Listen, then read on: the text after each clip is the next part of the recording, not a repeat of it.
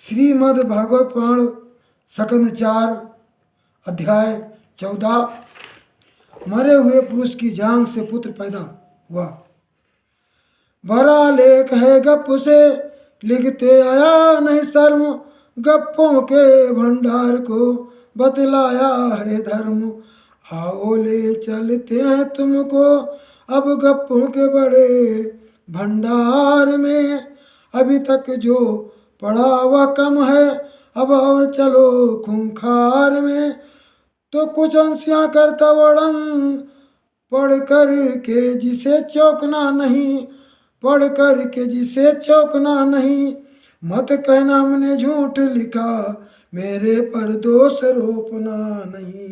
तो जिसको सुनने के खातिर मूर्ख अपना खूब धन लुटाते हैं, गप्पों से भरी ग्रंथों को मूर्ख धर्म ग्रंथ बतलाते हैं। तो मनवादियों की सभी ग्रंथें गप्पों की बड़ी भंडार हैं, और जिसमें लेखक बेतुकी बेढंगी बातों को लिखे अपार हैं।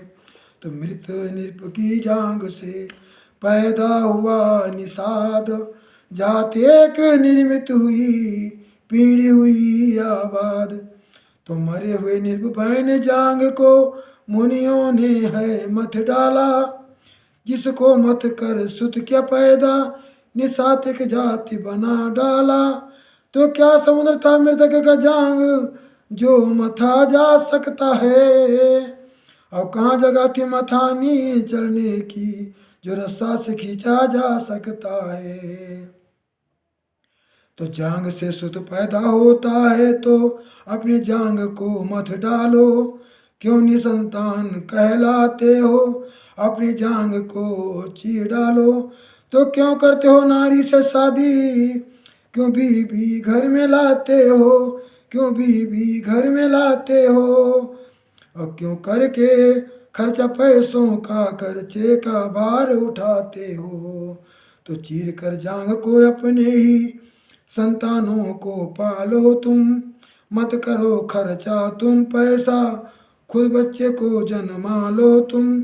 तो पा जाओगे संतानों को निर्वंशी नहीं कहाओगे। और क्या जरूरत है नारी की विवाह अपना क्यों रचाओगे।